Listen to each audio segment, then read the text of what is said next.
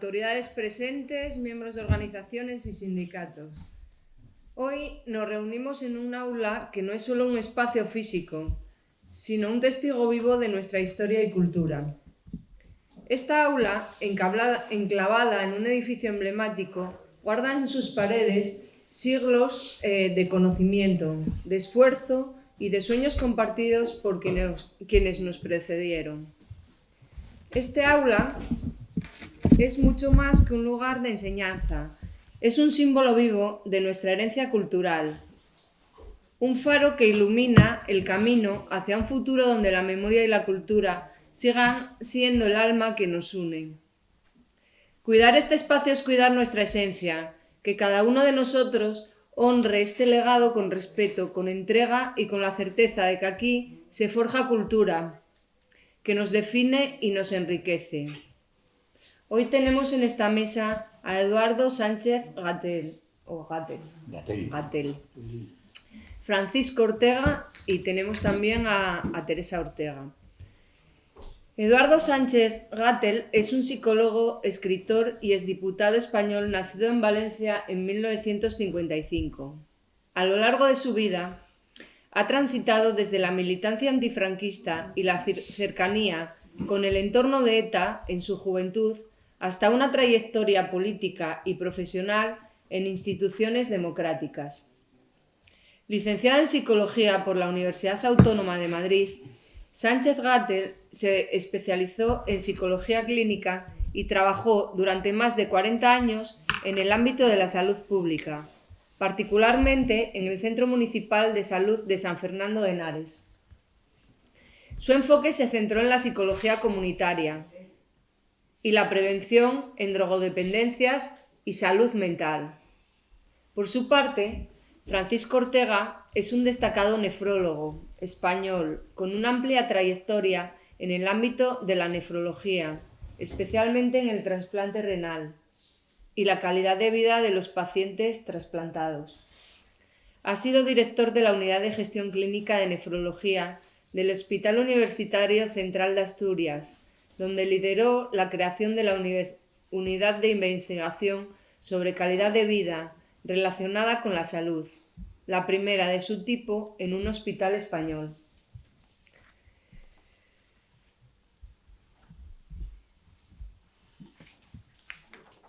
Ha publicado numerosos artículos y capítulos en libros especializados y ha sido miembro activo de la Sociedad Española de Nefrología, participando en comités y en la elaboración de documentos de consenso sobre la enfermedad renal crónica. Eduardo Sánchez es un testigo directo de los eventos que rodearon el atentado de ETA en la cafetería Rolando, ubicado en la calle del Correo de Madrid, el 13 de septiembre de 1974. En su libro, El huevo de la serpiente, el nido de ETA en Madrid, ofrece una perspectiva única sobre cómo se gestó este ataque, que resultó en la muerte de 13 personas y más de 70 heridas. A los 17 años fue reclutado por Eva Fores y su esposo, el dramaturgo Alfonso Sastre, quienes, según su relato, idearon una red de apoyo a ETA en Madrid. Fores, con la colaboración de Sastre, organizó el atentado y Gatell fue utilizado en los preparativos, sin ser plenamente consciente de la magnitud de la acción. Tras el ataque, Fores celebró el resultado, mientras que Sastre lo describió como su moncada, en referencia al asalto revolucionario de Fidel Castro en Cuba. Aunque Gatell no participó directamente en el atentado, fue detenido y pasó casi 3 años en prisión, primero en la cárcel de Carabanchel y luego en la de Yeserías. Tras la amnistía del 77 fue liberado. Su testimonio ofrece una reflexión crítica sobre cómo la ideología revolucionaria puede ser manipulada y sobre las consecuencias del extremismo. En su libro describe cómo se gestó en Madrid lo que él considera el embrión de lo que luego sería ETA militar, una facción más radical de la organización terrorista. A través de su relato, Se ofrece una visión interna de cómo intelectuales y militantes involucraron en actividades que llevaron a la violencia y cómo la ideología puede ser utilizada para justificar actos extremos. El huevo de la serpiente no es solo un testimonio personal, sino también una reflexión sobre la memoria histórica y las lecciones que se pueden aprender de los errores del pasado. El reclutamiento de adolescentes, la inocencia y la manipulación, la detención y prisión, una reflexión crítica que hace posterior. Con los años se ha mostrado muy crítico con las acciones violentas y con quienes promovían la lucha armada como única vía. Él habla de una manipulación ideológica que llevó a los jóvenes como él a situaciones trágicas. Y de su relación con Eva Forés, que Eva Forés celebró el atentado y él guardó ese recuerdo con una mezcla de desconcierto y rechazo, pues para él la violencia solo trajo sufrimiento y división.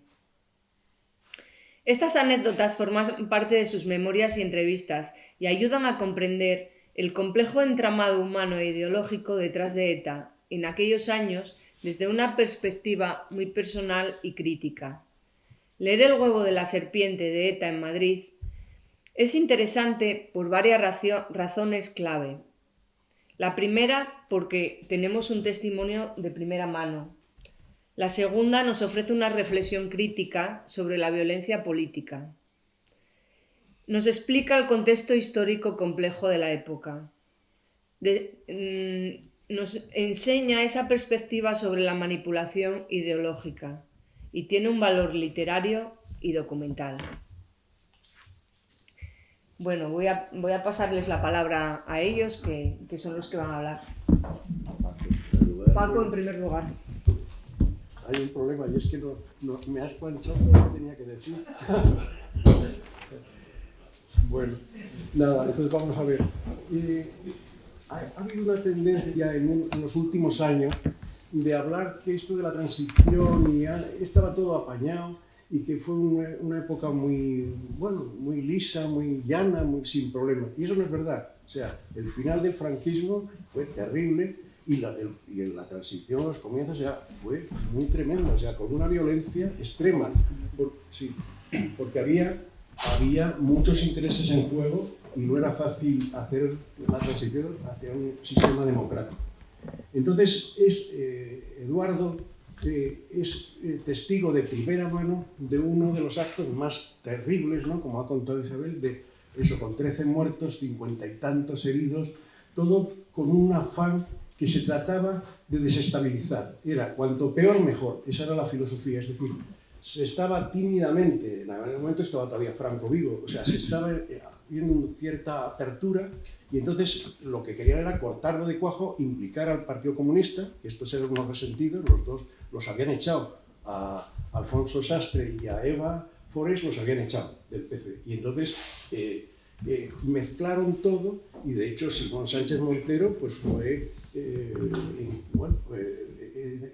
ahí fue emplumado, digamos, ¿no?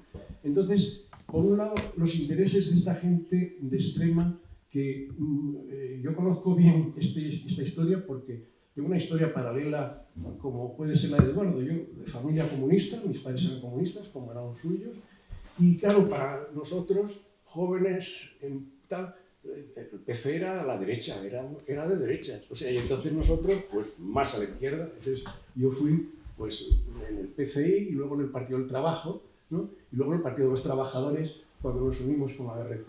Entonces, claro, se cometieron una serie de... el fin era tirar el franquismo abajo como fuera. Lo que pasa es que, claro, en ese viaje pues se hicieron muchas burradas, muchas cosas tremendas, ¿no? Nos contaba un amigo nuestro, pero no voy a decir quién, aquí en una charla, una persona muy conocida, que estuvo en el PT también, que decía que, bueno, que él se quedó escalofriado cuando le dijeron que iban a asaltar un banco que era donde trabajaba su padre. O sea, imaginar la papeleta del pobre, ¿no? O sea, una cosa tremenda. O sea, que los tiempos eran así de duros y de tal. Bueno, ¿qué nos costó? Pues a mí me costó en el 68 ser detenido, perder un año de carrera. No la perdí porque recuperé. Y luego en el 72, por falta de detener y con una condena de 5 años por una manifestación del 1 de mayo, en que no pegué a nadie ni hice nada, pero 5 años de petición fiscal. Así estuve hasta que llegó la amnistía y pude salir. O sea, entonces toda esa convulsión ya empieza cuando hay el atentado de Carrero Blanco, ¿no? Ahí se hace como sabéis, se hace un atentado que es unos meses antes de lo que vive, que tú ya vives eso de alguna forma, ¿no? Sí. O sea, no lo contaremos. En que ya se mete a ETA, bueno, eso lo contarás tú mucho mejor que yo, ¿no? Y el afán, y luego presumieron que, bueno, una cosa que me ha corregido a mí Eduardo, que es que está al cabo de la calle, que es que el sucesor de Franco era Carrero Blanco. Y él dice que ni hablar, que eso fue una cosa que apuntó ETA para justificar la burrada de cargarse a este era un hombre de extrema derecha, ¿no? Pero no justificaba el volarlo por los aires, ¿no?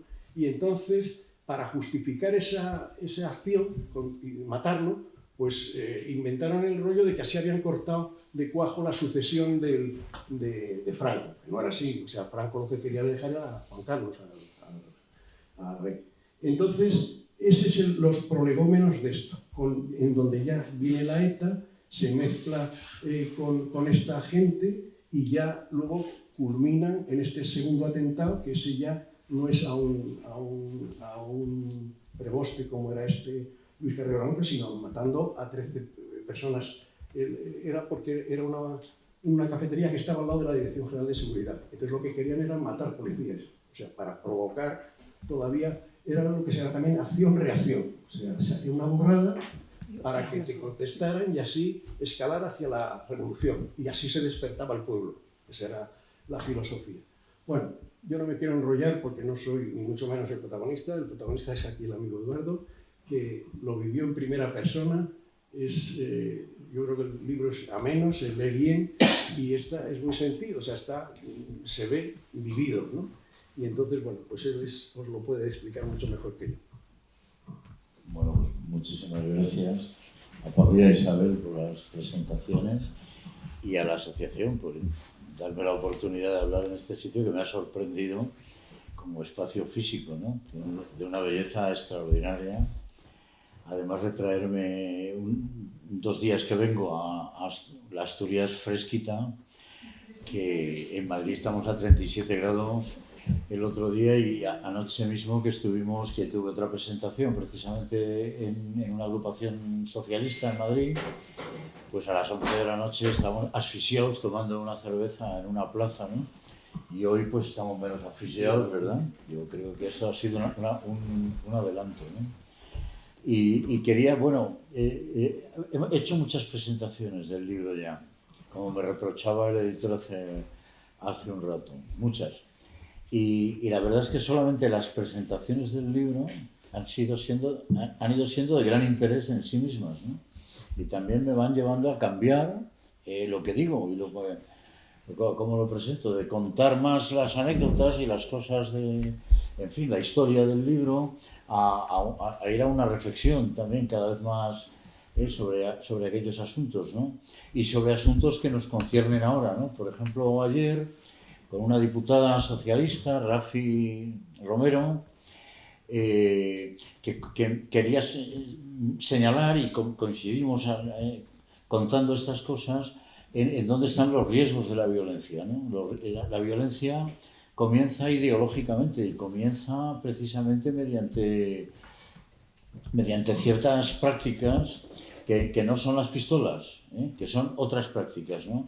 Y yo quise poner este ejemplo ayer en el encuentro que tuve ahí con compañeros socialistas, ¿no? Quise poner este ejemplo. Cuando uno para manifestarse recorta de la bandera el escudo constitucional, está a un paso del ejercicio de la violencia. Es decir, es un acto de violencia política, ¿no? No me voy a extender en esto porque entonces podríamos hablar ahora de otra cosa, ¿no? Pero eso es monstruoso, ¿no? Es decir, ese es el momento.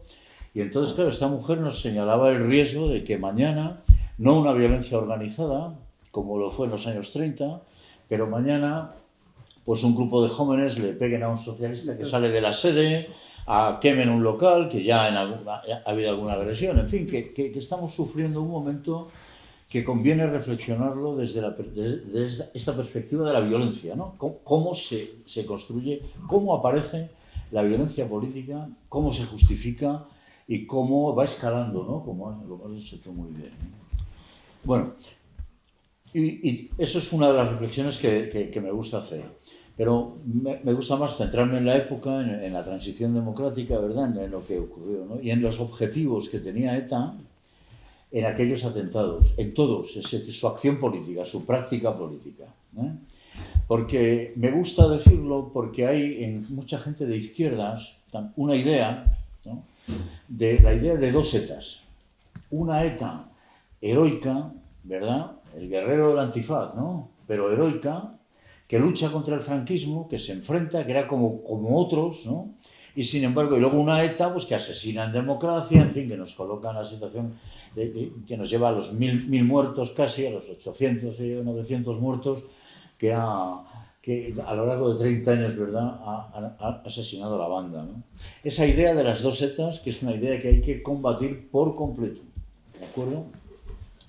Y creo que en el libro se ve con muchísima claridad, porque el atentado de Carrero, el asesinato de Carrero, yo me reunía, ya un niño casi, pero Eva Forés me... Bueno, voy a contar un poquito de historia para situar, ¿no? Mi familia es amiga de la familia Sastre, de Alfonso Sastre y Eva Forés. Yo soy amigo de su hijo desde casi la infancia, ¿no? Alguien me ha dicho, ¿cuándo conociste a Eva? Pues no lo sé, porque yo tengo recuerdos de las dos madres tomando algo en una terraza en un parque y los dos niños jugando en el parque, o sea, que no sé qué edad podríamos tener, 7, 8, 9 años, ¿eh? Juan y yo, los dos, su hijo y yo, ¿no?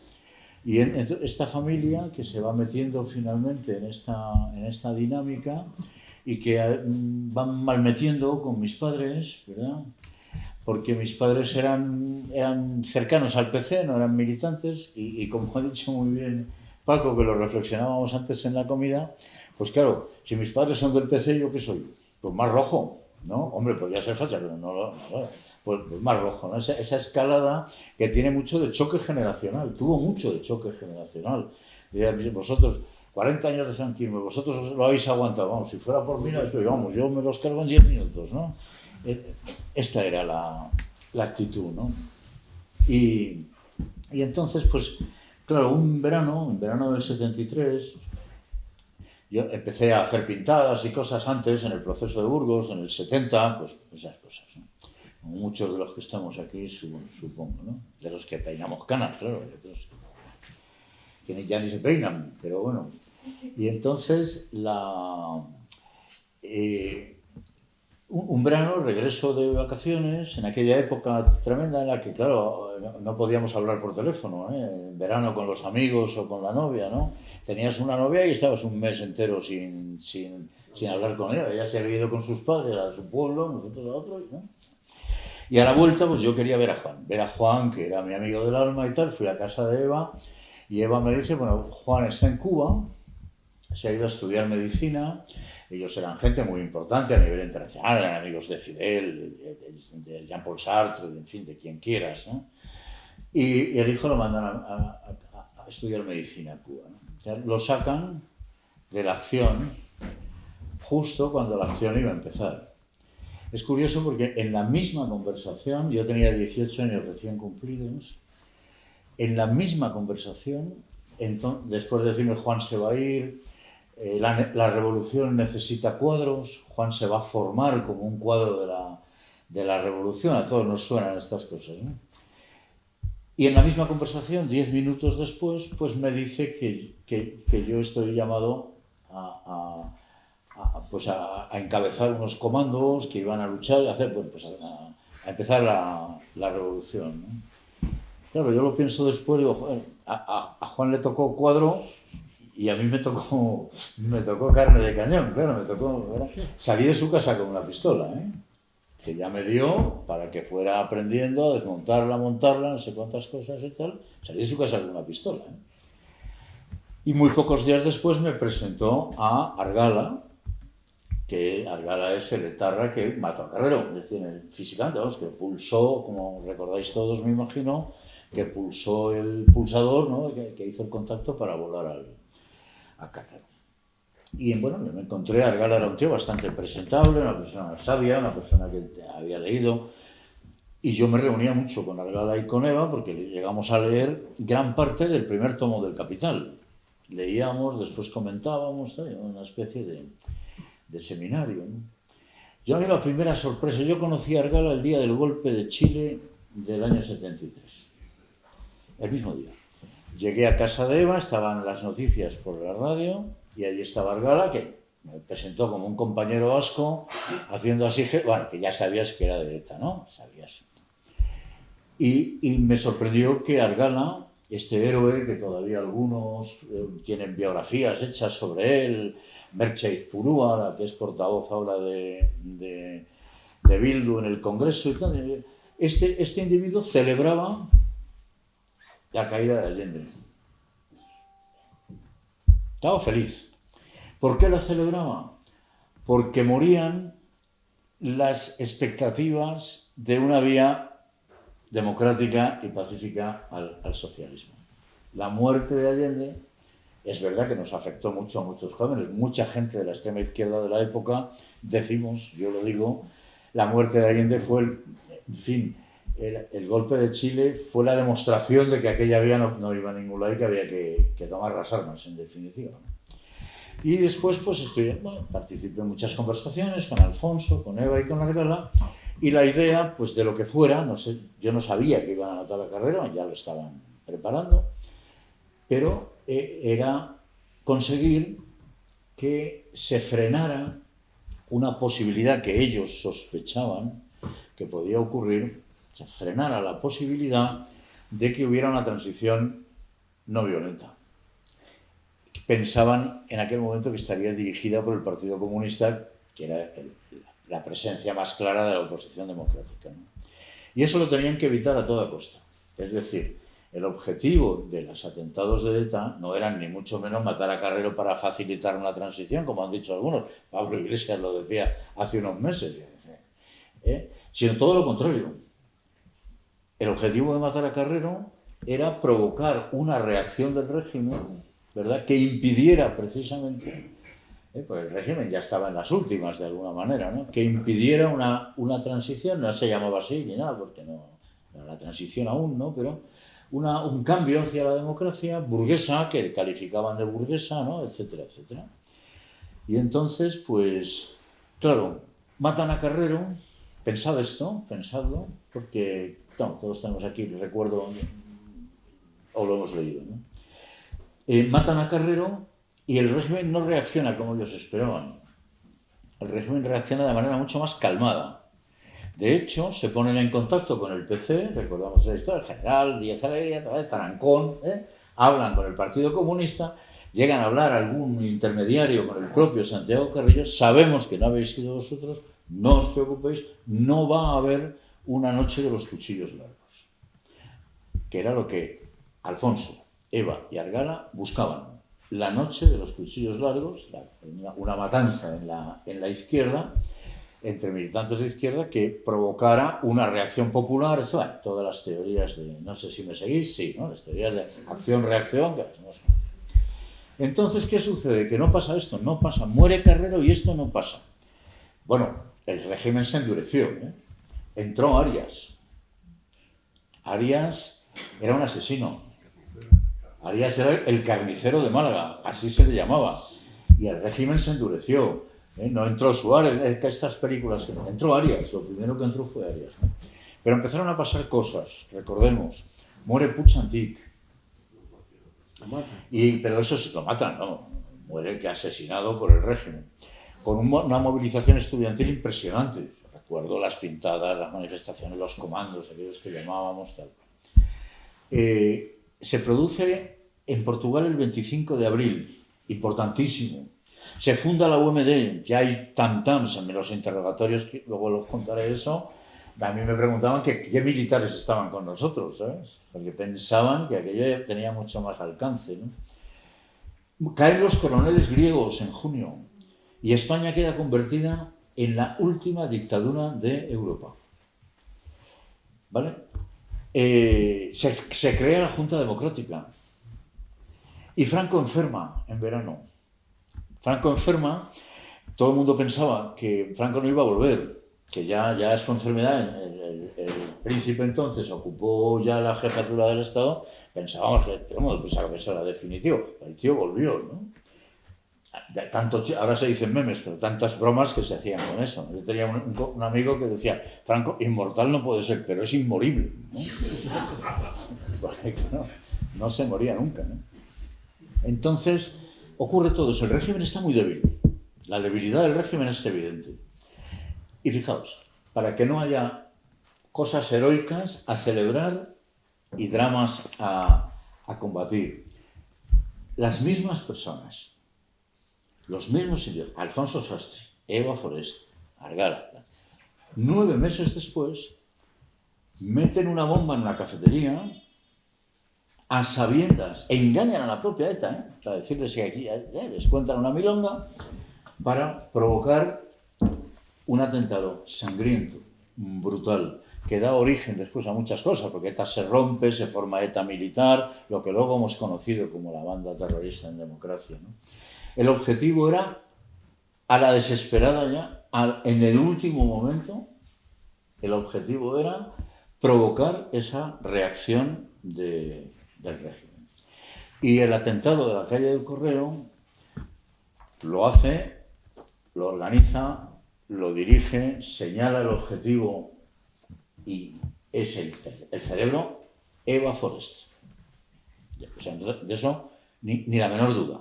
Ni la menor... Que Eva y Alfonso eran como mis padres. Fijaos lo que a mí me cuesta plantear así estas cosas.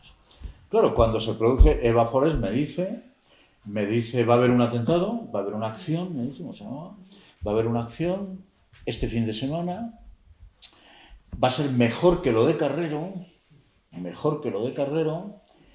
claro, yo me quedé. Y efectivamente llega el viernes 13 a las 2:30 de la tarde y estalla la bomba de la calle del Correo. Claro, cuando yo vi aquello, fijaos qué locura podía llegar a tener y qué estúpidos éramos, ¿no? Que yo lo que pensé es que había ocurrido otra cosa, otro atentado, y que el de ETA, del nuestro, digamos, pues se había suspendido. Así pasé el fin de semana porque no conseguí contactar con Eva, ¿vale? Y cuando llegué a casa de Eva el lunes 16, no lo voy a contar con detalles, porque hay, entre otras cosas, hay que comprar el libro, ¿no? Pero Eva me recibe con la siguiente frase, aquí grabada a fuego. ¿Has visto, Eduardo, en el corazón del régimen? Celebrando el atentado con risas, ya sabíamos todos los muertos, todo, celebrándolo con risas, con esa risa que pones de condescendencia cuando, joder, hemos hecho una cosa que está muy bien y a ti te parece un horror, y entonces yo, pues casi con una poca de sonrisa de superioridad me dicen, pero bueno, Eduardo, ¿cómo estás ahora dudando de la maravilla que acaba de suceder? Todos los muertos estaban encima de la mesa y los heridos encima de la mesa cuando Eva lo estaba celebrando. ¿Qué ocurrió? Pues ocurrió, la casa estaba abierta, la casa de Eva, porque estaba de obras, estaban cambiando unas ventanas, yo estaba de espaldas a la puerta en el salón de su casa, cuando me empezó a intentar convencer de que todos los muertos eran policías, de que, en fin, de que aquello era un atentado, yo me dirigí a ella, horrorizado ya, porque me derrumbé, pero me dirigí a ella, pero Eva, así, ¿no? Muy activo, ¿no? Pero Eva, y nada, y noté las pistolas, arriba las manos, la policía había entrado porque la casa estaba abierta, contra la pared, tal, las pistolas en la espalda, tal, que me las pusieron a mí, no a ella. Las pistolas en la espalda contra la pared, tal. A mí no me detuvieron en ese momento, porque yo llevaba un original de Alfonso Sastre que se lo devolvía de una editorial y tal, y bueno, tuve como coartada. Y además necesitaban que se quedara alguien en la casa para que recogiera a los niños que venían del cole y tal, me quedé yo y no me detuvieron. Y bueno, ya está. Detuvieron a Eva, se la llevaron. En el camino entre la DGS y su casa, entre su casa y la Dirección General de Seguridad, Eva ya denunció a Eliseo Bayo y a Lidia, les dijo que les había hecho un refugio en su casa, que les había engañado porque les había dicho que y les metió de tarras ahí a hacer el refugio, un matrimonio que no tenía nada que ver con esto, en fin, tremendo. En ese espacio de tiempo Alfonso Sastre se entrega. Nadie sabe por qué, porque luego en la cárcel le preguntábamos y no nos quiso contestar nunca por qué se había entregado. Alfonso se entrega directamente al juzgado militar, pactando con el juzgado militar lo que fuere. La consecuencia de la entrega de Alfonso es mi detención. Es decir, Eva da mi nombre. Un mes después, ya está en la cárcel, no hay torturas, da mi nombre en el contexto de un acuerdo entre aquellos militares, que bueno, figuraos lo que eran, y los terroristas que habían puesto la bomba. Vamos, en definitiva, hubo un acuerdo. Yo creo que el acuerdo, me atrevo a decir que consistió en que a Eva no la ejecutaban y ellos entregaban carne de cañón por si había ejecuciones, porque nos pasó el hacha tan cerca como es que es casi un milagro que algunos estemos pudiendo contarlo, ¿no? El hacha pasó muy de cerca. Pasó todo, celdas de castigo, una incomunicación durísima, larguísima. A mí el juez me dijo que me iban a condenar a muerte y que esto era en noviembre, me dijo que antes de Navidad estaría ejecutado. Bueno, brutal. Y Alfonso Sastre, que coincidí con él, claro, en la cárcel, pues conmigo se me comportó como un auténtico canalla, que es lo que era, y me sometió a un tercer grado. Afortunadamente hubo un cambio después, hubo retiradas de acusaciones a la mayoría de nosotros. Lo cuento esto porque ayer fue mi cumpleaños, ayer cumplí 70 años. Y estaba en la... Bueno, digo que cumplí 70 porque cuando cuente lo que pasó, pues vais a echar las cuentas y lo vais a sumar. Ayer en la cárcel yo cumplí 20 y hace 50 exactamente, ¿no? Y cuando cumplí los 20 años estaba todavía en una galería de presos comunes porque estábamos separados de los presos políticos los que veníamos de una acusación de terrorismo. Y tal día como hoy pasé a la tercera galería con los presos políticos. El resto de presos políticos ya con una acusación, ya me retiraron los propios militares, a mí y a otros, la acusación de terrorismo. Y ya era una acusación de asociación ilícita, propaganda ilegal, lo que hacía en la época, que, en fin, te podían caer un montón de años, pero ya no era una acusación de asesinar a personas, ¿no? Como había ocurrido allí en una cafetería. Y tal día como hoy hace 50 años que me entré por primera vez en la galería. Yo no sabía si iba a estar allí 10 años o 5, pero era feliz, porque ya estaba con los presos políticos. Es decir, ya me sentía de otra manera, ¿no? Cuando llegué esa mañana, pues comenté con Carlos Álvarez, un poeta histórico, un gran poeta español, muy amigo de mi familia y tal, y que conocía mucho a mi madre, a mí y tal, y estaba ahí preso, ¿no? Y bueno, dije, mira, ha sido mi cumpleaños ayer, ¿eh? Y dice, venga, vamos a celebrarlo. Y organizó un desayuno fiesta, que vino Marcelino Camacho y otra gente de los presos de ahí. Y yo le dije, hombre, pero si fue ayer el cumpleaños. Fíjate, el tío era muy ingenioso, Carlos, lo cuento porque es divertido. A mí me hizo mucha gracia. Y me dice, no. Dice, mira, estamos en la cárcel. En la cárcel no se celebran los 20 años, sino los 20 años y un día. Así que tal día como hoy celebré mis 20 años y un día en la prisión de Carabanchel. La intención de ETA fue siempre esa.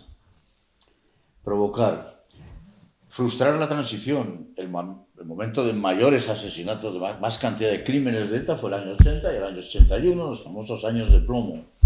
Y lo digo, me gusta decirlo y me consta, es seguro, ¿no? El momento en el que ETA estuvo más cerca de una victoria, de un logro, no de una victoria, porque ellos no hubieran ganado nunca, pero de un logro, fue el 23 de febrero del año 81. Ellos iban dirigiendo todos sus atentados a que ocurriera algo por el estilo, ¿no? A que ocurriera eso. La violencia en aquel momento era el clima normal de España.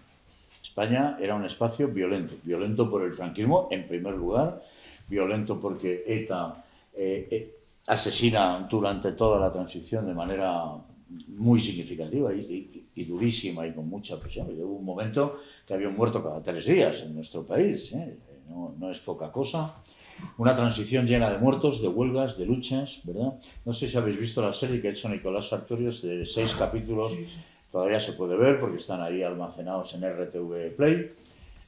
Una maravilla que demuestra, ¿verdad?, que esta teoría que algunos izquierdistas actuales sostienen de que esto es la continuación del franquismo, de que esto, en fin, no es nada más que allí hubo un pasteleo y todas estas cosas. Hubo una lucha muy dura, hubo torturas. Antes de todo esto, yo ya había pasado por las manos de Billy el Niño, con 17 años, por una huelga en un instituto. Me dio una soberana paliza. Que tampoco se sorprenda a nadie de que luego te dan una pistola y la coges, claro, porque es que toda aquella barbaridad, ¿no? Entonces, claro, lo que ocurrió en nuestro país en aquel momento, lo que ocurrió en la transición fue que hubo una enorme oleada de luchas, como uno de los capítulos se llama de la serie, una galerna de huelgas en el año 76. Fue seguramente el año en el que más huelgas ha habido en la historia de España y se estaban enfrentando los trabajadores. Yo estaba en la cárcel, bueno, no, yo salí en enero. Se estaban enfrentando al carnicero de Málaga, que era el presidente del gobierno, un fascista de tomo y lomo. Entonces, fijaos que la extrema derecha, el fascismo todavía residual, nos cuenta la siguiente película. Franco quería la democracia. Después de un pequeño paréntesis de 40 años, ¿verdad?, formó al príncipe y formó a otros a través de Torcuato Fernández Miranda para que hicieran una transición democrática y, por lo tanto, nuestra Constitución y nuestra democracia no es el producto de nuestra lucha, sino que es el producto de un plan del caudillo y un plan de la gentuza del régimen. Entonces, la extrema izquierda se come ese discurso, porque al final el discurso es el mismo. Y entonces dice, no, esto pues es la continuación del franquismo, ¿no? O sea, el discurso de la extrema derecha y el discurso de cierta extrema izquierda es el mismo discurso. Es pensar que... Y bueno, pues ahí tenemos que tener claro, ¿verdad?, que eso no es así, que la lucha fue mucha y muy dura, y que, claro, dice, es que no pasó, no se hizo todo lo que queríamos. Pues claro, es que, lógicamente, la relación de fuerzas fue lo que fue determinando en cada momento, pero al final llegamos a una constitución homologable con cualquier constitución democrático occidental, con cualquier constitución, exactamente igual que la francesa o la inglesa. Los ingleses no tienen constitución, pero bueno, el sistema británico o la alemana o la italiana o cualquier otra constitución. Nuestra constitución es idéntica. Y yo percibo, yo soy un defensor granítico de la lucha por la memoria democrática, la memoria de la lucha frente al franquismo. Yo incorporo la memoria de la lucha contra ETA, porque ETA no ha sido nunca una organización ni siquiera antifranquista en aquel momento. Era antiespañola, pero no antifranquista. Era otra historia. ETA fue una organización que coincidió objetivamente con los intereses de los sectores más duros del régimen, con aquello que se llamó el búnker. Yo no creo que hubiera una conspiración, no creo que entre ellos, pero yo hablo de complementariedad en el libro. Se complementaban perfectamente, ¿no? Y yo, que decía que soy un defensor rocoso de la memoria democrática, advierto a quien me quiera oír que hay que tener mucho cuidado con esta contraposición que se hace entre la Segunda República y nuestra actual democracia. No porque se reivindique la República, que yo la reivindico, sino porque se quiere contraponer, como si esto no vale porque nace del franquismo, ¿no? Y a mí, yo solamente a los que dicen eso les digo una cosa: léete la Constitución republicana, léete la Constitución del 78 y compáralas. Es que no hay color a favor de la Constitución del 78. Es que la Constitución del 78 es una Constitución mucho más avanzada y mucho más progresista que la Constitución republicana del 31, porque la relación de fuerzas en aquella época también era muy jodida. Claro, porque hubo que negociar con mucha gente, porque se marchó el rey como se marchó, y después de unas elecciones municipales, ¿no? Y todo lo que sabemos, ¿no? Y nuestra Constitución es una Constitución de gran valor, y fijaos, cada vez está más claro que defender nuestro sistema democrático y nuestra Constitución es una tarea principal de la izquierda. Entre otras cosas porque la derecha ya lo está abandonando, ¿no? Bueno, me enrollo porque quiero decir ciertas cosas, ¿no? Pero vamos, el libro es aquella historia, es la prueba, yo creo que muy clara. Me gusta mi libro. Cuando lo leí, después de ya impreso y tal, ¿no? Que es muy distinto a cuando me di cuenta de que tenía el siguiente valor, que me gustaría que compartierais, los que hayáis leído o los que leéis, que aparecen ahí con claridad las dos violencias, ¿no?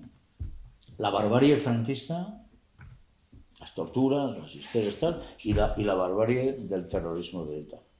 Y que quede claro que aunque ETA en apariencia estaba luchando contra el franquismo, eso no es verdad. ETA no formaba... Yo puedo sentir que yo formaba parte... Después yo entré en el PC muy rápidamente. Pedí mi ingreso, yo salí de la cárcel en enero del 76 y pedí el ingreso en el PC en diciembre del 76, ¿no? Muy rápidamente. Pero el PC, el Partido Socialista, que empezaba a aflorar con fuerza en muchísimos sitios, o los compañeros del PCI o del Partido del Trabajo, como tú, tal, efectivamente, todos esos con errores enormes, todos, pero sí los siento como formando parte de un nosotros. ¿Sí? ETA nunca ha sido un nosotros, y me voy a desgañitar, y por eso quiero hacer tantas presentaciones. Quiero desgañitarme explicando que ETA nunca ha sido un nosotros, nunca ha formado parte de verdad de la oposición antifranquista. En la oposición antifranquista democrática hubo muchos planteamientos diferentes y muchos errores, y hasta algún disparate de gente de la que yo digo, sí, eran los nuestros, ¿no? De alguna manera eran los nuestros. ETA nunca fue los nuestros, desde su fundación. Termino diciendo que la historia de ETA es muy interesante conocerla. ETA, Quinta Asamblea, la línea invisible, habéis visto la serie, ¿no? Xavi Echevarrieta, tal. Movimiento obrero, el Frente Obrero de ETA, que se integra en la lucha obrera, en las minas y en las fábricas en Euskadi, ¿no? Se integran. Y un frente militar mucho más reducido que los expulsa, hasta el punto de llegar a secuestrar a gente del Frente Obrero y amenazar de muerte y cosas de estas. Los expulsa para ganar la asamblea y continuar la lucha armada. Quinta Asamblea. Sexta Asamblea. ETA decide dejar la lucha armada y sumarse a la oposición democrática española. Lo decide por inmensa mayoría. 5 personas de Euskadi Norte, de Iparralde, 5 personas refundan ETA, hacen la sexta asamblea, que como si la otra no tuviera validez, y continúan con la lucha armada. Muerte de Carrero Blanco. ¿Sabéis que ETA se escindió? ¿Sabéis que como consecuencia del asesinato de Carrero, el Frente Militar de ETA se marchó de ETA? Y formaron, eso sí lo vais a recordar, Laia, se llamaba, un partido que salió de ETA en aquel momento. Formaron Laia. Atentado de la calle del Correo. Militares, milis y polimilis. ¿Dónde estaba Argala? Jefe de los milis. ¿Dónde estuvieron Eva y Alfonso? ¿Con quién estuvieron? Eva Forés y Alfonso Sastre. Con los milis. ¿Qué pasó con los polimilis? Sí, continuaron con aquella locura, continuaron unos años, pero tenían una visión más política y terminaron negociando y dejando las armas. ¿Quién siguió matando hasta la derrota final? La ETA que nació, a mi juicio, Argala, Alfonso y Eva. Los militares. El Frente Obrero siempre se iba de ETA, siempre. Y siempre ganaban los militares, que es como en como las repúblicas bananeras, como el golpismo latinoamericano. Siempre ganan los militares, claro. Los que tienen las pistolas ganan siempre, ¿no? Esta es la historia, aproximadamente, ¿no? No he querido hacer un ensayo, en el libro solamente hay recuerdos míos, ¿eh? No, aquí sí, en la presentación me permito teorizar sobre lo que ha ocurrido, sobre ETA y sobre tal. El libro no. En el libro me limito a contar lo que yo he vivido, que desafortunadamente, desgraciadamente fue mucho, ¿no? No quiero terminar sin hacer una referencia a las víctimas del atentado. He tenido la ocasión de conocer a algunas. Para mí ha sido impresionante y muy emocionante. Dejaros historias. En las víctimas hay víctimas que son en este momento, pues a lo mejor son de derechas, pues, del Partido Popular, o sea. Hay víctimas que eran muertos, me la cuentan sus familiares, que eran de izquierdas, muy de izquierdas, gente que se horrorizaba, por ejemplo, de escuchar lo que oía decir a la policía en el año que iban a tomar el café o tal, y luego llegaban a casa, madre mía, han dicho que van a detener al primero que encuentre con barba y le van a pegar una paliza, cosas de esas, ¿no? Barbaridades, ¿no? Fue un crimen espantoso y fue un crimen buscado. Que nadie diga que aquello fue... porque algunos dicen, es un error. ¿Cómo un error? ¿En qué se equivocaron? Si pones una bomba en Madrid un viernes a las 2:30 de la tarde en un bar de tapas y en medio restaurante, esas cosas que hay... A ver, ¿en qué te has equivocado? No te has equivocado en nada. Has ido a buscar una masacre, 1000 tuercas metidas en una maleta. Cuando metes tuercas en una maleta, ¿qué buscas? Buscas el efecto metralla. Es decir, yo creo que 13 muertos fueron pocos muertos para lo que se estaba precisamente buscando, ¿no? Aquella gente. Pues esta es aproximadamente la historia, lógicamente con mucho más detalles, algunos documentos y algunas cosas que están en el libro que tenéis ahí en la mesa. Bueno, yo creo que ya me he enrollado suficiente, ¿no?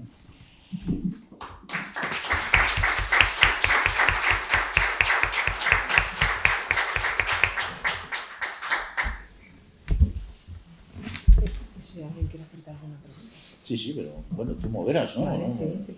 Si alguien quiere hacer alguna pregunta o a cualquiera de los dos.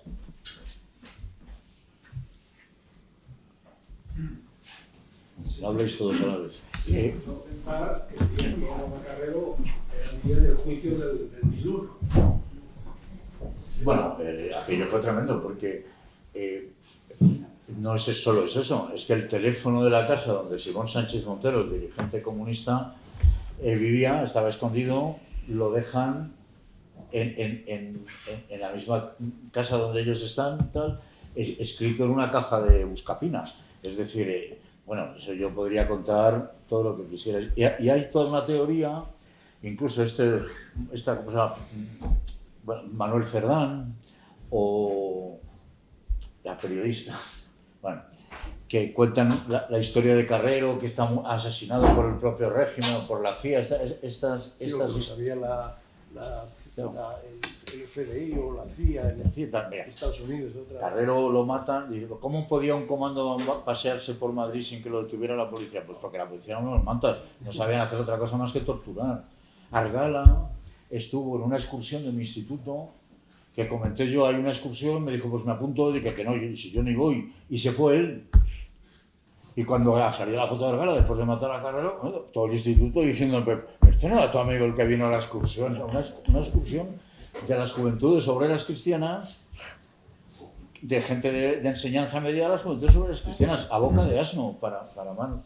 Y entonces esta gente, Pilar Urbano y Cerdán y tal, dicen lo siguiente, dicen, no, porque no lo hicieron para coincidir con el 1001, porque lo tenían preparado para el día anterior y tuvieron que retrasar, por lo tanto la coincidencia es casual. Hombre, el día anterior, un día o 2 días antes, o el mismo día, obviamente tiene que ver con el proceso 1001. Yo eso no lo he escuchado, lo digo como un análisis, ¿no? Yo no lo he escuchado a ellos ni nada, no me cabe ni la menor duda, porque iban a reventarlo todo. Sabéis que en el 1001 los compañeros detenidos estuvieron, o sea, se las vieron canutas, porque es que estaban para matarlos allí, la extrema derecha, los más fascistas y tal, aquello fue, faltó esto. Campo Vidal, periodista Campo Vidal, que escribió un libro sobre Carrero y que participó en la presentación mía en el Ateneo, y hemos comentado esto mucho, y decía, estuvo a punto de haber una masacre en España, ¿no?, como consecuencia del atentado. Entonces ETA hace una rueda de prensa, esa rueda de prensa que se supone que es el comando que lo ha matado, pero no es verdad, porque el comando que lo ha matado tenemos nosotros en Madrid a buen recaudo. Fingen eso, ¿no? Y cuentan la historia, lo que comentábamos, cuentan la historia, hemos matado al delfín del régimen, al que iba a ser el sucesor de Franco, pero eso no es cierto, el sucesor de Franco estaba nombrado ya, era Juan Carlos. Y además, Juan Carlos confiaba en que Carrero, que era un fascista, no era un fascista, era un tipo de extremísima derecha, no fascista, y que se le iba a poner, como era un militarote, en primer tiempo de saludo, y de hecho, yo sé, Nicolás Sartorius lo contó en televisión, como en una cena el rey les dijo a él y a Nicolás y a Jaime Sartorius, les dijo literalmente, a mí me jodieron matando a Carrero porque luego yo no tenía, digamos, un hombre fuerte al que poder... El objetivo fue el que fue.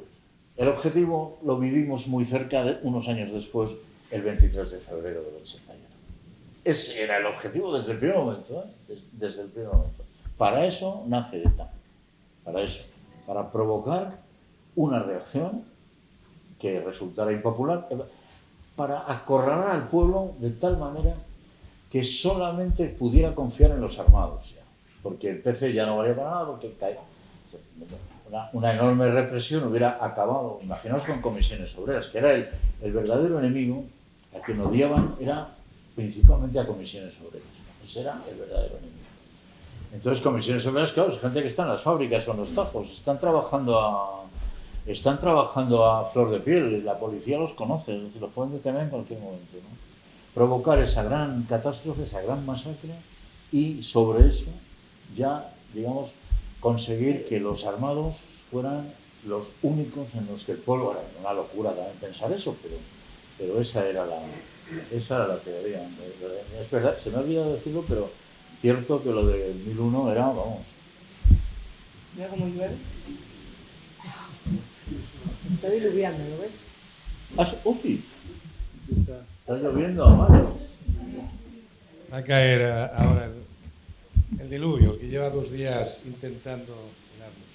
Bueno, yo viví esa época, yo tengo 72 años, nací en el 73, 2 años antes que tú, por lo visto, ¿no? Y la viví en Madrid y después la viví en el País Vasco. Milité en EDKI, y sale de ETAS esta asamblea. Éramos muy combativos los miembros de ETA. Yo no lo entendía todo muy bien, tampoco es que tuviese muchas luces, pero hay una cosa que no puedo entender. Yo tuve episodios, pues, de hecho en casa estábamos 4 hermanos, de los cuales 3 estábamos metidos, pues, uno en el PC, Carlos Elordi, suena, Carlos Elordi, escritor en Triunfo, Carlos Elordi, el sobrino del que era el director de región aquí, que ahora no me sale el nombre. A lo mejor tú te acuerdas más. Vázquez Prada, sobrino, que era el director de Mundo Obrero. Y bueno, quiero decir, yo vivía las cosas, pero bueno, no dejaba de ser también un crío, ¿no? Un crío que además sale de un pueblo de aquí de la frontera que tampoco tenía mucha cuestión. Pero yo, a mí lo que todavía no me entra en la cabeza es cómo hubo una amnistía de tal forma con la derecha total, con jueces, que seguimos viviéndolo, con policías, con el niño y demás, cómo a esta gente se les dejó impunes. Mientras en Portugal lo que tuvieron que hacer era escapar, lo que yo sepa. toda la cuestión de derechas, la policía, bueno, yo digo hasta la información que me llega a mí. Mientras que aquí en España siguieron mandando y siguen. Mira, déjame que te contesto eso porque es importante. Mira, en los nazis están todos ahí, ¿no? El proceso de Nuremberg se hizo contra, creo recordar, si alguien tiene la cifra, 32 nazis, ¿eh? Es que aquí no ha habido un Nuremberg. Nuremberg se hizo sobre 32 nazis. De la PIDE portuguesa, claro, cuando la gente salió a la calle, porque hubo un movimiento puntual, ¿no?, de salir a la calle, pues es verdad que se vio a PIDES que salían corriendo porque en su barrio los conocía la gente y los persiguieron y tal. Pero ¿cuántos PIDES se fueron a la cárcel por torturas? No, ninguno. Es que eso no pasa en ningún lado. Es decir, que hay un régimen, si hay una guerra o si hay muchos tiros, pues ocurre, puede que haya algún castigo ejemplar, ¿no? Y al final eso de qué depende de la relación de fuerzas, perdona, de la relación de fuerzas. Es decir, ¿quién podía juzgar a los mandos franquistas, por ejemplo, a los torturadores de la DG? Yo he conocido a Billy, ¿eh? Y he conocido su crueldad. Era un monstruo, te lo puedo asegurar. Hay una relación de fuerzas porque España sale de la dictadura, entre otras cosas, porque hay un sector del franquismo que se da cuenta que está el rey. Vamos a ver, el rey no tenía ningún plan de democratizar este país. El rey se encuentra con una galerna de huelgas, se encuentra con una lucha en la calle, se encuentra con una violencia policial y de extrema derecha que va creciendo y va haciendo gestos que al final conducen necesariamente a la ruptura de todo, porque no había manera, porque no se podía sostener el régimen con hilvanes, ¿no? Pero yo creo que hay que ser clara, es decir, no se trata de decir, oye, ¿por qué no se les juzga? Pues no se les juzga, porque la realidad fue conduciendo a todo eso, ¿no? La amnistía, por ejemplo, que se hizo a ETA, sin embargo, o sea, primero a los presos políticos, pero ahí salieron casi todos muy pronto, y luego quedaron algunos, quedó Eva, entre otras cosas. Eva fue la última presa, pongamos comillas a esto, política, o sea, la última que se consideraba presa política española. Lo negociaron desde Vandrés, lo negoció con el que era ministro de Interior, lo negoció Vandrés, con Martín Villa, y salió.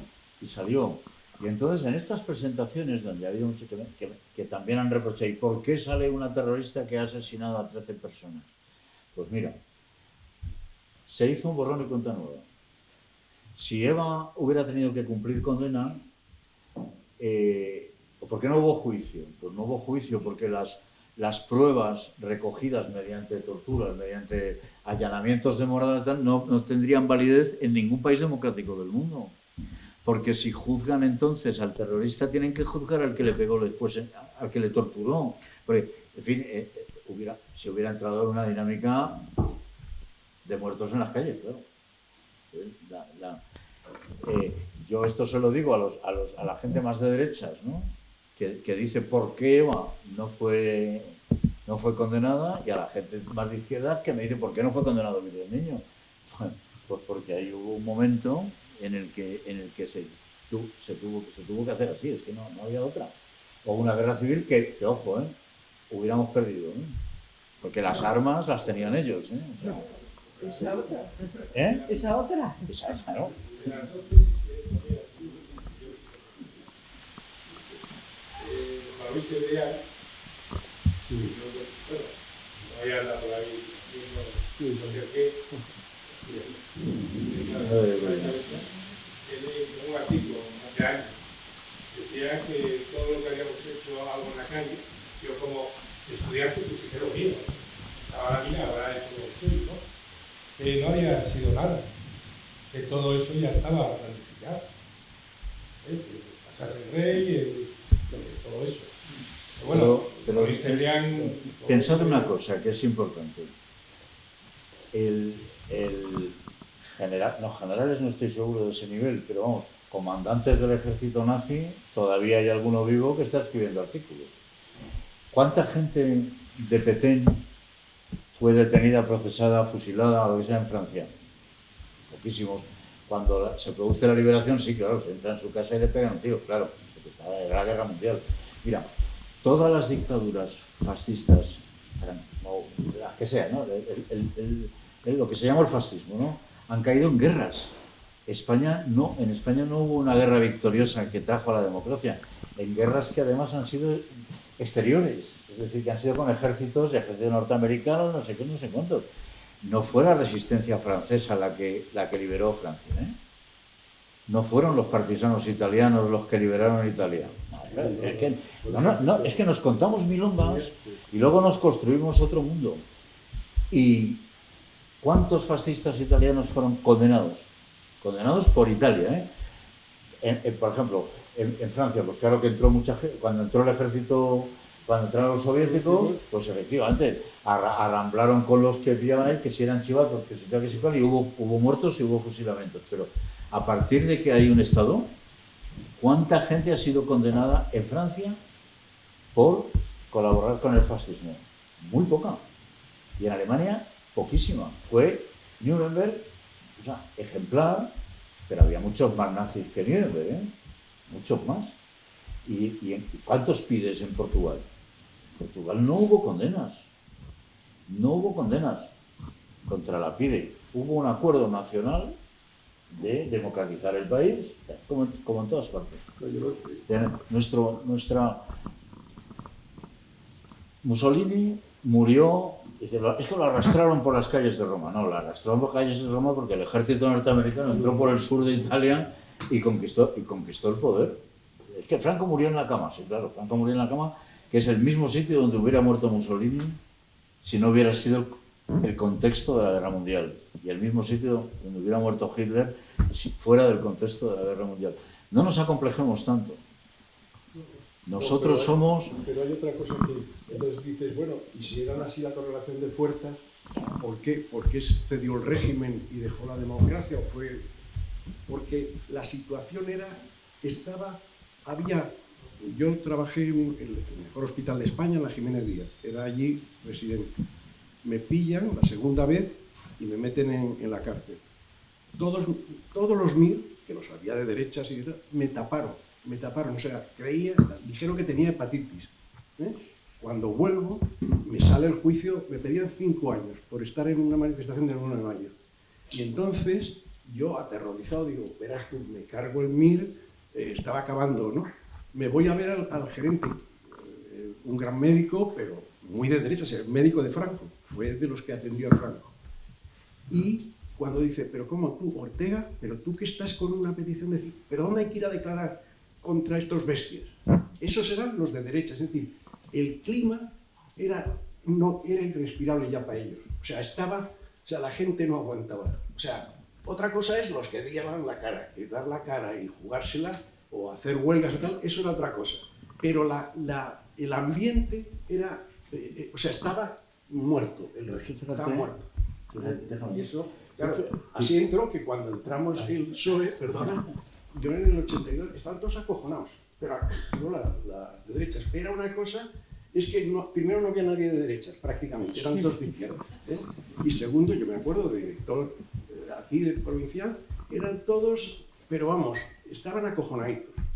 Y eso venía de toda una situación, todo un ambiente y que fue por eso por lo que la gente lista del régimen se dio cuenta que a lo bestia no hacían nada, es decir, tuvieron que ceder y bueno.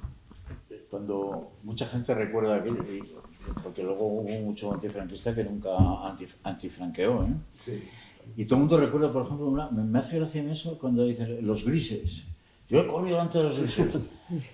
Bueno, vamos a ver. Cuando se corría delante de los grises era en la universidad, cuando se venía pero las manifestaciones que yo participaba en Madrid no venían los grises. Venían 2 coches celulares de la policía, 2 Zetas con 4 policías, se bajaban con la pistola en la mano, disparaban al aire y salíamos todos corriendo. Y alguno caía en el tiroteo. Que si has corrido delante de los grises es que te tocó ya en la época, digamos, como de correr delante de la policía, ¿no? La policía disolvía las manifestaciones 4 tíos, ¿lo habéis vivido algunos? A mí- 4 tíos, se bajaban con las pistolas así, ni grises, ni correr delante de los grises. A mí cuando me detienen en Nueva se meten, era un comando, ¿no? ¿Cómo se llama? Un salto, se llamaba. Y la violencia y el franquismo fue un régimen violento por encima de todo. Es decir, este blanqueo que se está haciendo ahora, que lo hacen las dos partes, porque unos dicen, si no pasaba, como os dije, se podía haber hecho mucho más porque esto estaba arrinconado, ¿no? Y los otros te dicen, no, es que nosotros no éramos crueles, era un régimen, ahora dicen que era autoritario y no totalitario y todas esas bobadas que dicen, ¿no? Pero el franquismo fue enormemente violento. Se entraba en las casas, o sea, cuando a mí me detuvieron, la primera vez fue la paliza de Villeneuve, ahora con el atentado, la segunda vez que me detienen, lo primero que me encuentro en la Dirección General de Seguridad, me los pasean por delante de la mirilla de mis celdas a mis padres. Y me coge, voy a decir quién, Sainz, conocido de los vascos, ¿verdad? Que era un gigante, un tío que me coge así por el cogote, me da collejas, no me pegó, lo típico así, con una mano que tenía Sainz, que cabemos cualquiera de nosotros en una mano de Sainz. Y bueno, pues nada, te hemos preparado aquí una declaración. Si la firmas, tus padres salen ahora mismo. Si no la firmas, tú sabrás. Así funcionaba el régimen. Fue un régimen de una crueldad extraordinaria. Extraordinaria. Por eso yo a veces me irrito, ¿no? Con alguno izquierdista que cuenta que yo a veces, perdona la broma, no sé si hay alguien que simpatice con ellos, pero yo a veces me entran ganas de decir, mira, a Pablo Iglesias, lo único que nos pasó es que no estabas tú. Si nos hubieras iluminado, hubiéramos acabado con Franco 20 años antes, como no estabas tú, ¿verdad? Pues no supimos, ¿no? Porque faltaba la luz, ¿no? Perdonad la broma si alguien simpatiza, pero es que, joder, es que se dicen unas cosas que yo me subo por las paredes, como ya veis que soy vehemente, me subo por las paredes. ¿Cómo es posible? ¿Cómo es posible? Si metían a la gente... Alguna gente me ha contado de sus detenciones, ¿no? Y, no, pero yo no lo he pasado tan mal, porque a mí me detuvieron una vez en la universidad, me bajaron... Pero mira, el que haya bajado las escaleras de la Dirección General de Seguridad en Madrid, una vez en su vida, y haya estado 2 horas, tiene ya un grado de sufrimiento extraordinario. Que no sabías si salías o no salías. No sabías qué iba a pasar allí. Las celdas de castigo de Carabanchel. Yo estuve incomunicado 44 días con un militar que me decía que me iban a condenar a muerte y que me iban a ejecutar antes de Navidad, que faltaban días, ¿eh? Eso, celdas en las que caía agua del techo. Y entonces yo pues me fui al militar y le dije, hombre, yo comprendo que tengo que estar incomunicado, pero las condiciones son brutales y tal. Y dice, no, eso lo siento mucho porque es una cuestión administrativa de la prisión, los condenados a muerte es que tienen que estar en esas celdas y tal. Y yo dije, pero yo no estoy condenado a muerte. Y dice, no lo está todavía, pero usted estará fusilado antes de Navidad. Esto podía ser el 25 de diciembre. Este señor se llamaba Gerardo Herrero Beltrán. En aquel momento un teniente del ejército, ¿no? Quiero decir con esto que la dureza era enorme. Yo he visto en las celdas de Carabanchel se torturaba a presos comunes, no la policía, sino los funcionarios de prisiones por gusto. Cada 3 días, porque las guardias malas se acumulaban en uno de los turnos, cada 3 días bajaba un grupo de funcionarios, Luis Belda, Julio Aro, si puedo dar nombres, en el libro los he puesto, a estos en particular los he puesto, y sacaban a un preso y se divertían dándole una paliza, que yo he visto la sangre en las paredes de las duchas, de las palizas. No era un interrogatorio ni una tortura para obtener información. Era de una crueldad extraordinaria el franquismo, de una crueldad extraordinaria. Y la espiral de violencia en la que y claro, precisamente lo que ETA buscaba era forzar que esa violencia se desatara. Y se desatara de la manera más brutal contra el pueblo y contra las fuerzas democráticas para, digamos, para ser solo ellos en quienes se pudiera confiar. Ellos y Eva Forés y Alfonso Sastre, lógicamente, a mí no me captaron para ETA. Yo no milité nunca en esa organización, sino para formar unos comandos de lucha, un partido nuevo de lucha armada a nivel del Estado español. Esa era la milonga, no ETA, porque claro, sí. ETA, pues bueno, pues muy bien, pues yo puedo apoyar a ETA, pero yo vivo en Madrid, yo no. Era que íbamos a formar allí, pues claro, otra ETA, ¿no? Digamos, un grupo armado. Bueno, esto era. Me gustaría más el debate de reflexión, si es que lo hacemos, no sé, a lo mejor ya es muy tarde. No. Lo voy a hacer todavía. No, es temprano. Pero coge un micrófono, entonces, porque yo cumplí ayer 70 años y estoy un poquito... Yo tengo 73, ¿eh? Bueno, ya, pero... Bueno, primero felicitar a toda la mesa y a la editorial que facilitó la propuesta de este libro tuyo y toda esa explicación que habéis dado, que efectivamente yo creo que en tu caso cuentas, según comentan, no solamente tú, sino Muñoz Molina y mucho más otra gente, que efectivamente dices lo que vistes y sentiste. No es un tratado histórico, sino tus recuerdos. Y efectivamente, en ese sentido, está el compromiso, por decir, de esas personas que vivieron en ese momento lo que pasó y eso. Mira, aquí estuvo con nosotros ya en 4 ocasiones diferentes Nicolás Sartorius, que por cierto viene el 18 de septiembre. ¿Aquí? Sí, el entrego, va a estar en el entrego, en el Teatro del Entrego. Cuando vino aquí la primera vez en Asturias, cuando terminó el Derecho, se instaló en el Entrego. Y él venía en aquel partido que en principio estaban muchos intelectuales, pero él justamente con el conflicto del 62 entró en comisiones y a partir de ese momento también en el PC. Y efectivamente el movimiento, uno de los movimientos más huelguistas, más importantes que hubo en aquella época, que empezó pues, en Asturias, como sabes, y a partir de ahí, pues Cataluña, el País Vasco y demás, y fue creciendo efectivamente hasta el 76, que tienen un libro, Sartorius y otro sociólogo, que efectivamente cuentan la cantidad de huelgas, que es una cosa extraordinaria. Sabio, el de Nico y Sabio. Entonces muestran ahí cómo efectivamente la lucha, digamos, de la clase trabajadora, de los movimientos de barrio, de la sanidad, de los profesionales de la enseñanza y demás, todos en conjunto hicieron aquello que fue inevitable, que al final acabar en democracia, una conquista completa, ¿no? Entonces, quiero decir que efectivamente, y sobre todo hay un hecho fundamental, ¿no?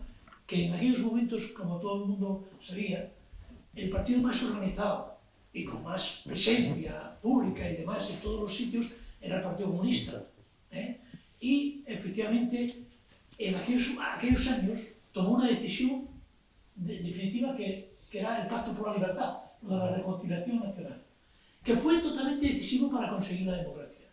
Y por eso estos sectores, como tú comentas, Eva Forés y demás, y gente de la extrema izquierda y demás, no soportaron esa situación porque efectivamente esa era aquel encuentro que hubo en Múnich y con sectores de la derecha y demás, que todo fue. Entonces, en definitiva, efectivamente, eso es un aprendizaje que en este momento tenemos que tener en cuenta más que nunca. Porque el problema de la democracia es un problema tan serio como que en este momento, en este país, nos lo estamos jugando. Y yo por eso quería felicitaros y felicitarte para que, a ver si de alguna forma pues, conseguimos mantener esta democracia. Muy de acuerdo.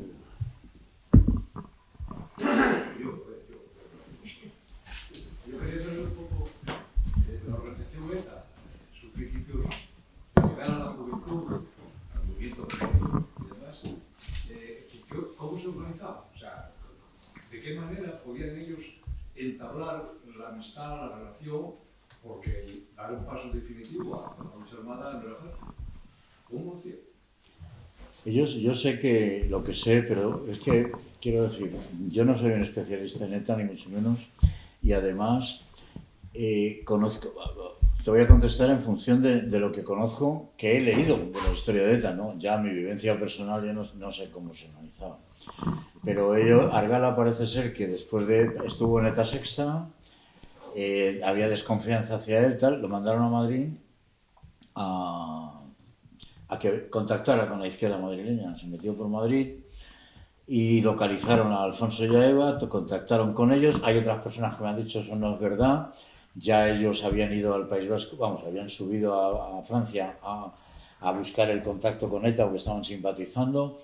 Yo eso no lo sé, pero no era complicado. Te quiero decir que el franquismo, yo lo hablo, mira, una de las personas con las que estoy teniendo una relación ahora muy amistosa es con un policía de la época que fue herido en el atentado, ¿no?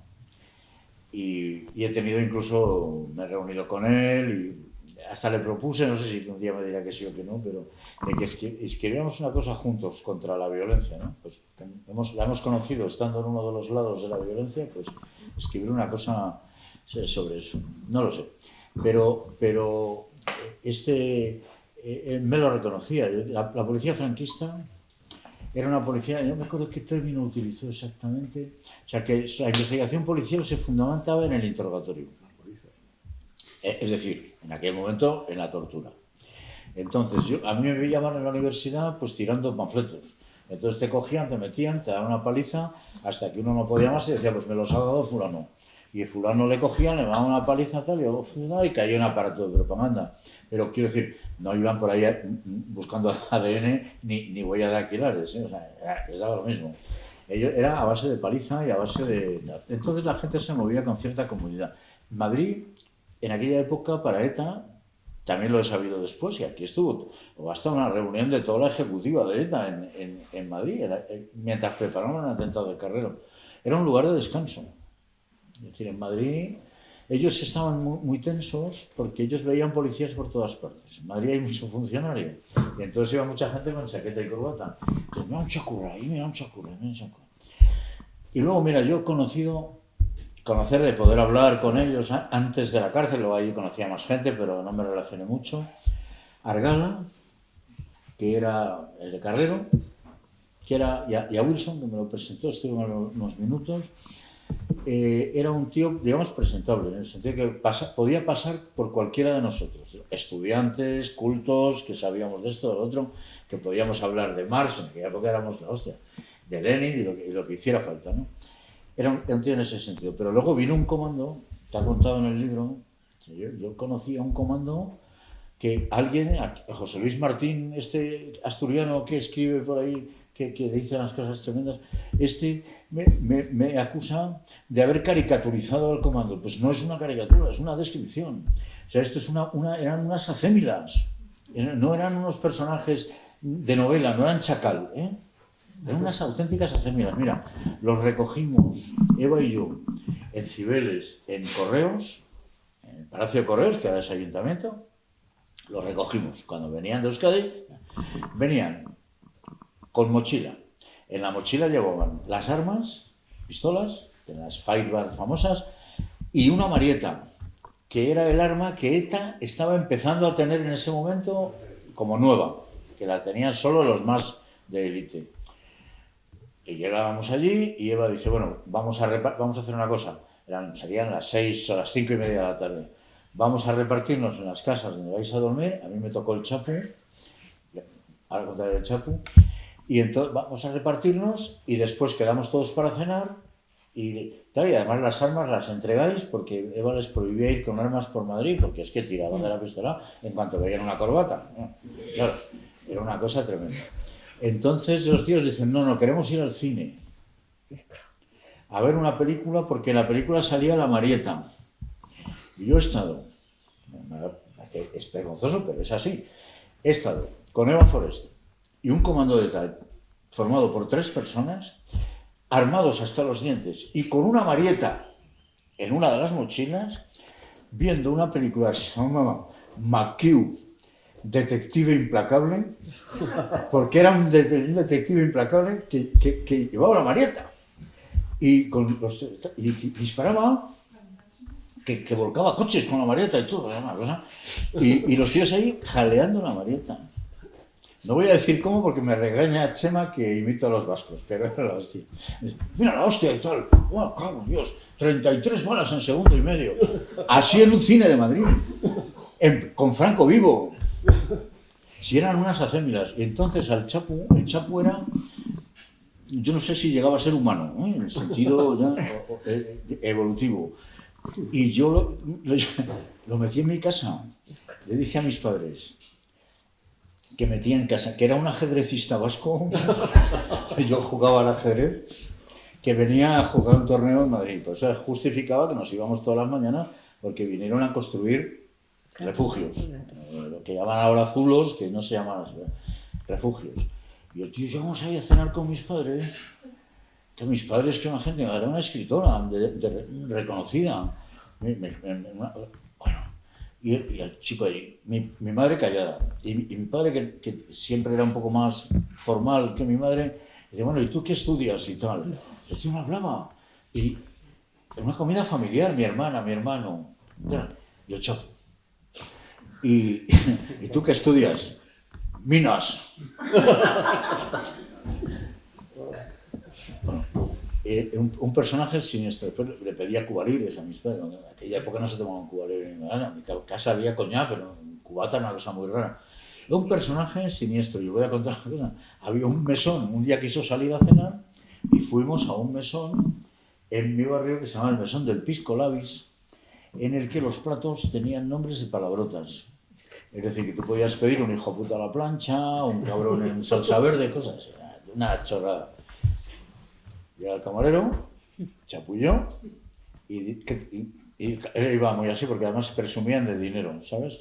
Traían cada uno 80.000 pesetas. Y claro, invitaban a las cenas, a no sé qué. Llega el camarero y dice, ¿qué tienen ustedes? Dice, bueno, tenemos hijo puta, el cabrón, el gilipollas. Se aparta la chupma, mete mano, menos mal que no llevaba pistola. Si lleva pistola no matan al camarero. Esto era el Chapo. Entonces, quiero decir, chacal no eran, ¿eh? Que te digo que Argala, que era un personaje bastante más culto que estos que estoy relatando, tío culto que sabía, podía hablar de Althusser y de Lenin y bueno, que leíamos El Capital juntos. Se fue a la excursión de mi instituto. Estaban casi haciendo el túnel. Y se fue a una excursión del Instituto Simancas organizada por la Juventud Obreras Cristianas. Y me han contado, eso me lo han contado hace muy poco, una persona que estuvo. Dice, es que estaba todo el mundo embelesado, porque Argala hablaba muy bien y tenía a todos los de las juventudes, a todos los católicos, a todos los de las Juventudes Cristianas, les iba dando la teórica y dice, estaban todos asombrados, boquiabiertos, con lo bien que hablaba Argala y tal. Esto pasaba así. No penséis cosas raras, ¿eh? La extrema izquierda tenía mucha relación entre sí, unos con otros. Era un ámbito en el que nos conocíamos todos, en el que tal, alguien tenía un contacto con ETA, pues lo pudo pasar allí perfectamente, ¿no? Perfectamente. Esto, en fin, recuerdo el propio Argala, eso lo he leído después en una biografía, pero tiene gracia, ya que estamos aquí y ya terminamos con esto, tiene gracia porque cuenta, no me acuerdo qué biógrafo de Argala, que Argala decía, bueno, ahí están todos locos en Madrid, los más sensatos son los del PC, que alguno habría conocido, claro, dice, porque no me acuerdo si eran de la Liga o de los chinos, no me acuerdo, pero gente de izquierdas, y de extrema izquierda, y dice, fíjate lo que me ha pasado, fuimos a pedir, están locos, fuimos a pedir, y ¿qué queréis tomar? Y yo digo, pues vamos a pedir unas gambas. Y digo, no, gambas no. Patatas bravas que tienen más fuerza de trabajo acumulada.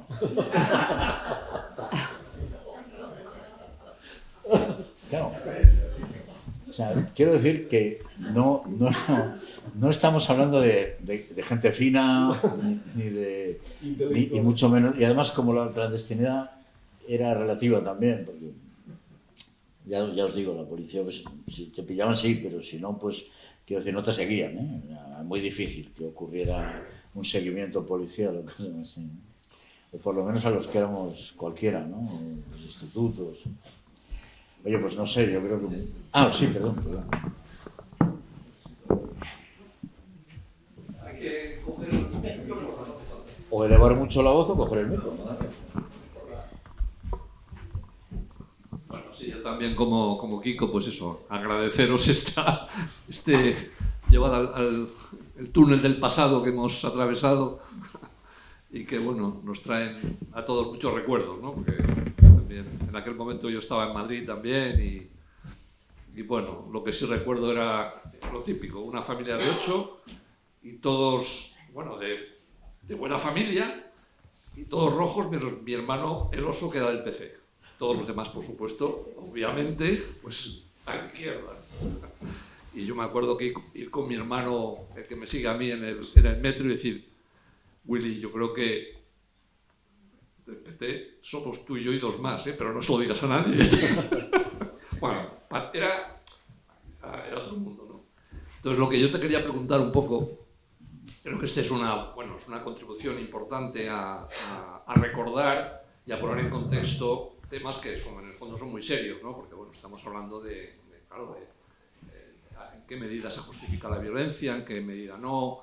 Bueno, todos son temas muy serios y temas que nos obligan un poco a repensar, obviamente, aquellos años de la transición y lo que se hizo y lo que no se hizo, lo que se pudo hacer, lo que no se pudo hacer, que es un debate, pues, pertinente, ¿no? Y es verdad, ¿no? Yo creo que en general, pues eso, se hizo lo que se pudo, supongo.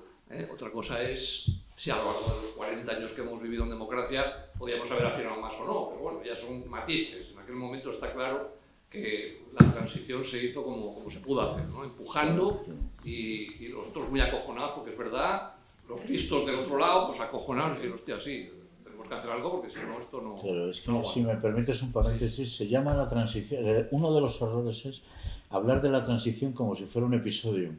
La transición fue un proceso y por lo tanto el final del proceso fue el que fue. Y que se cometieron errores, pues no sé, por ejemplo, por 50, pues claro, pero claro, es como si la transición fuera una decisión, fuera un proceso, como si fuera algo, perdón, un episodio político. Como si, la transición fue que fulano y fulano acordaron, se llamaban por teléfono. No, la transición fue un proceso y terminó como terminó y terminó bien, y ya está, no hay más que decir, ¿no? Entonces, lo que yo te quería preguntar es en qué medida tu libro, cuáles son un poco las reacciones que ha suscitado tu libro y cuáles son los otros planteamientos que tú consideras que van un poco en la misma línea de hacer una reflexión para recuperar una memoria que nos permita, pues eso, te lo voy asentar. Te lo voy a comentar un poquito, sí, porque además no lo he metido hoy y es un comentario que sí me apetece mucho hacer. Fijaos, entre la gente de la izquierda en general, que he tenido ocasión de dirigirme a ellos, ha sido bien acogido. Y yo tenía miedo porque Alfonso Sastre, por ejemplo, es un ídolo para mucha gente dentro de la izquierda, pero ya veo que estaba bastante caído como figura, ¿no? Ha habido una reacción muy buena. Entre la gente que, como yo en aquel momento, ¿no?, tuvieron una pistola en la mano y me he relacionado con ellos, algunos como en el público, ¿no?, como estáis vosotros, o con algunos del FRAP, por ejemplo, que hemos tenido una comida, he recuperado a gente que conocí en la cárcel del FRAP y tal, en aquella época dura, todos, no sé si con matices, pero todos les ha parecido muy bien el libro. O sea, es decir, ha habido como un apoyo. El único momento en el que he tenido algún roce ha sido con gente de la derecha. Curiosamente, porque claro, es un libro contra ETA, o sea, vamos, quiero decir, que no hay ninguna duda, ¿no? Fijaos, el roce importante, una vez dije, esto que he dicho antes, os he dicho de las dos violencias, ¿no?, que en el libro se ve, no es comparable, tal, bueno, algunas voces, un gallinero allí de no es comparable y tal. Pero la última vez que me pasó algo, pues yo simplemente dije que fue en la Fundación Miguel Ángel Blanco, y habían hecho un documental sobre el atentado de la calle del Correo, que no es malo, es bastante bueno, hasta el punto de que yo pedí la palabra para decir que me había gustado mucho, que estaba muy bien hecho, que ¿vale? Le di la enhorabuena al director del documental, tal, y que efectivamente, como en el documental además se insinúa, dije, bueno, y queda un asunto por aclarar, ¿no? Uno, bueno, quedan algunas cosas de qué pasó esa mañana, a dónde fue el comando, qué papel tuvieron los asturianos que había en Madrid en aquel momento, en fin, esas historias, ¿no? Quedan flecos de conocimiento exacto de lo ocurrido.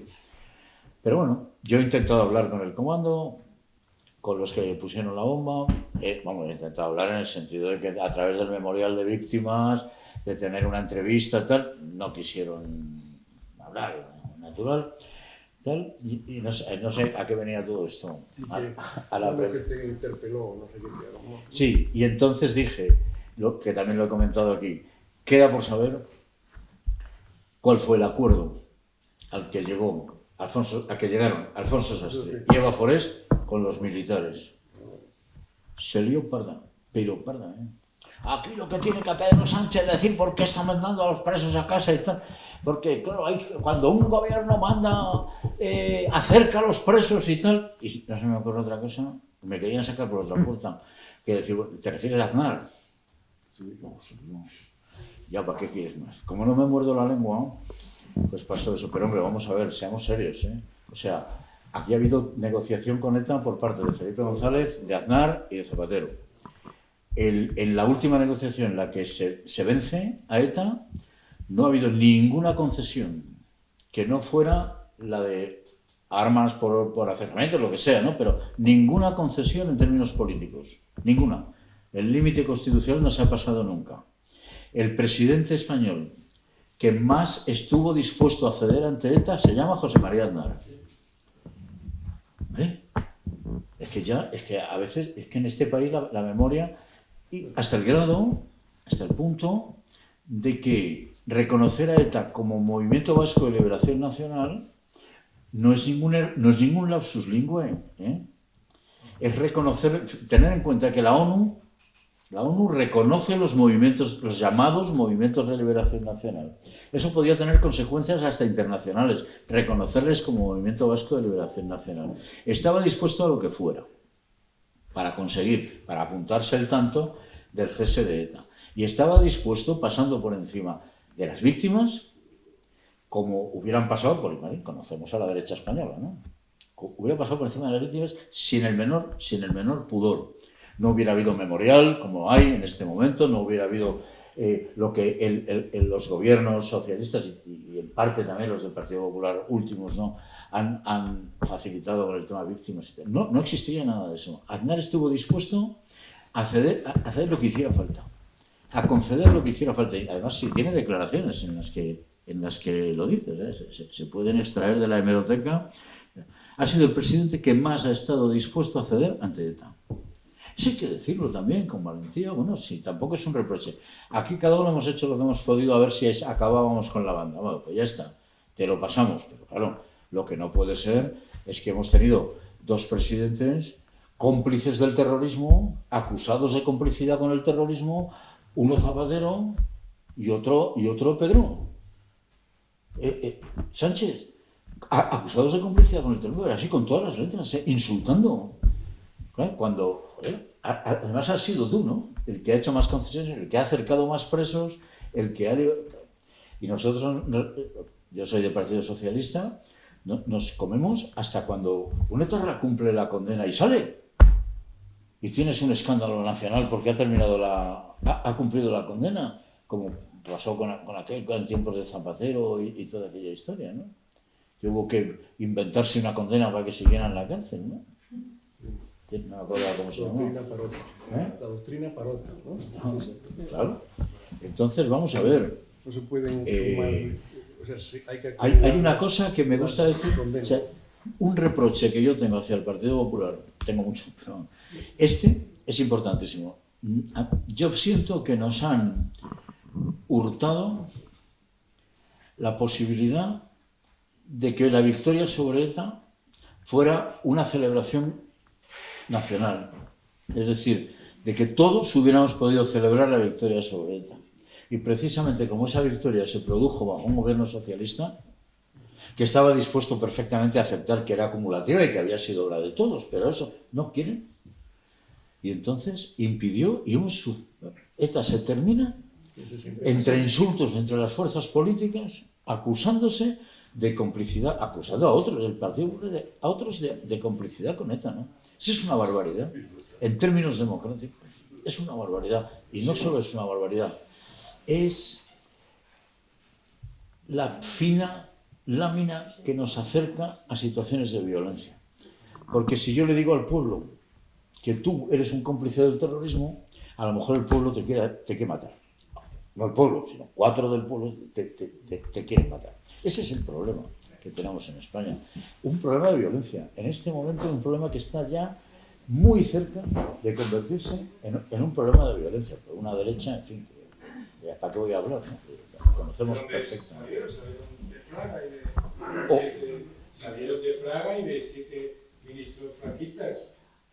Os agradezco mucho esta velada, a la asociación, a Isabel, por supuesto, a Paco, a todos los que me habéis traído aquí, a todos los que habéis asistido, participado. Ha sido estupendo. De todas las presentaciones se aprende.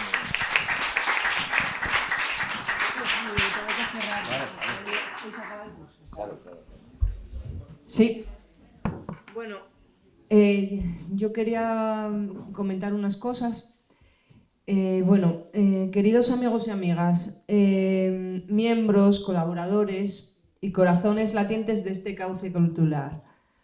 Hoy nos reunimos no solo para clausurar un ciclo de actividades, sino para celebrar lo que realmente hemos construido juntos durante este año: comunidad, memoria y sentido. Ha sido un año de puertas abiertas, de salas llenas de música, de poesía, de palabras, de danza, de imágenes, de voces que no se callan y de silencios compartidos. Cada charla, cada encuentro fue una chispa encendida en medio de los días, una invitación a seguir creyendo en el poder transformador de la cultura. Gracias a cada escrito, poeta, artista, político y a cada voluntario y a quienes llenaron las sillas y butacas, y también a quienes estuvieron en la sombra. Gracias por creer que el arte y la cultura no son un lujo, sino un derecho, una forma de resistencia, una forma de amar al prójimo y de comprender el mundo. Hoy cerramos este ciclo con la alegría del deber cumplido, pero también con la promesa de regresar, porque esto no termina aquí. Lo que sembramos este año florecerá en los meses que vienen. Hay sueños en camino, ideas fermentando, encuentros por imaginar. Esta tarde no venimos solo a cerrar un año, venimos a abrazarlo, a mirarlo con gratitud y emoción, como quien despide algo que ha sido profundamente amado. Durante los últimos meses, esta asociación no fue simplemente un lugar de encuentro cultural. Fue un refugio, una casa, una trinchera luminosa en medio de días grises. Cada acto que ofrecimos no fue solo un evento en una agenda.